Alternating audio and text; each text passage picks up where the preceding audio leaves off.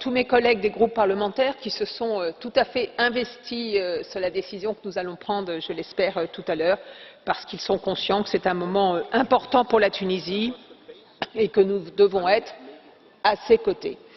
Tout le monde connaît dans l'hémicycle les défis importants auxquels la Tunisie est confrontée, défis économiques avec un chômage qui explose, des disparités régionales extrêmement fortes entre la région de Tunis et le sud de la Tunisie, défis économiques parce qu'il y a eu aussi, bien sûr, nous avons tous cela en mémoire, des attentats terroristes qui ont mis fin au tourisme. Il faut savoir que le tourisme, c'est 500 000 emplois aujourd'hui en Tunisie et qu'il n'y a plus aujourd'hui de tourisme en Tunisie. Défis sécuritaires, si les collègues pouvaient juste parler un petit peu plus loin, ce serait super. Je ferme la parenthèse. Défis sécuritaires, je viens d'en parler avec les attentats. On a tous en tête l'attentat du Bardo, on a tous en tête l'attentat de Sousse. On a vu ce qui s'est passé aussi à la frontière entre la Libye et la Tunisie. La Tunisie a près de 500 kilomètres de frontière avec la Libye, un pays terriblement déstabilisé avec tous les trafics, l'attaque djihadiste, j'en parlais il y a une seconde, tous les trafics de drogue, trafics d'êtres humains.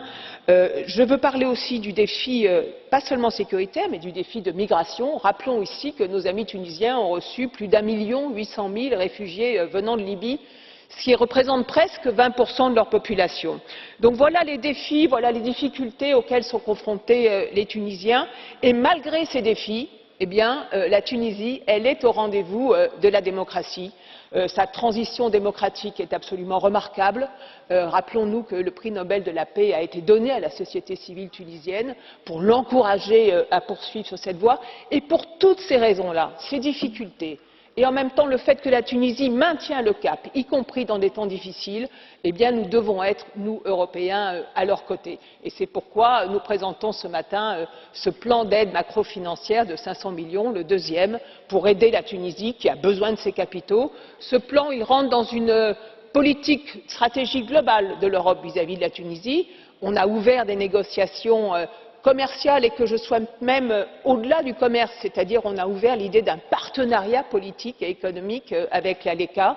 Nous avons pris des mesures d'urgence avec les quotas d'huile d'olive, 35 000 tonnes annuelles de somme à droit nul pour la Tunisie. Et aujourd'hui, nous discutons de cette aide macrofinancière. C'est une aide de 500 millions, la deuxième, sur 15 années, conditionnée à un certain nombre de réformes dont je souhaite vraiment qu'elle soit pertinente, qu'elle ne soit pas que comptable et qu'elle serve vraiment le développement de la Tunisie. Si ce rapport est adopté, ce qu'il sera, je le pense, tout à l'heure, le Conseil, je pense, le soutiendra et je demande vraiment à la Commission de faire ces décaissements de capitaux le plus rapidement possible avant l'été, car la Tunisie en a besoin.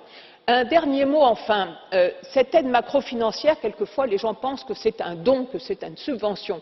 Ce n'est qu'un prêt. Nous prêtons de l'argent à la Tunisie qu'elle devra rembourser.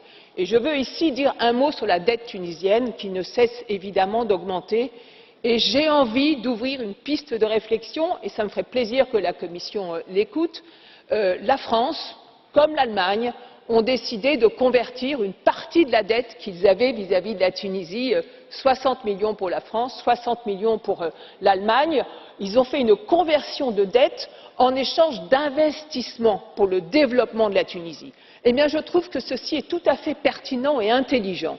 Et j'invite vraiment la Commission, pour l'avenir, au-delà du plan que nous allons adopter ce matin, à réfléchir et à penser les choses de cette manière-là. Je pense que ce serait plus utile et plus judicieux pour la Tunisie, ce que la France a fait, ce que l'Allemagne a fait. Je pense que les institutions européennes devraient le proposer aussi pour la Tunisie. Un dernier mot enfin, chers collègues, nous voyons tous que nous devons être aux côtés de la Tunisie et du Tunisien. Nous le devons pour eux, mais nous le devons aussi pour notre Union européenne, pour notre Europe.